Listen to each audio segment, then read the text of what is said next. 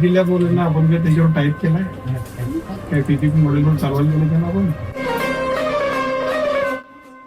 काय चाललंय एक एक महिना लेट होतोय तुम्ही काय करताय पद्धत आहे का महिनाभर तुम्ही काम करायला लावून देता लोक काय मरतील का रस्त्यावर या सगळ्या विषयामध्ये जेवढा डिले झालेले लोक असतील एक सुद्धा याच्यात वाचता करा 100 जणांच्या साईन करण्याच्या नादात जे मारला विनाकारण सगळ्या लोकांना अन्याय करायची काय गरज आहे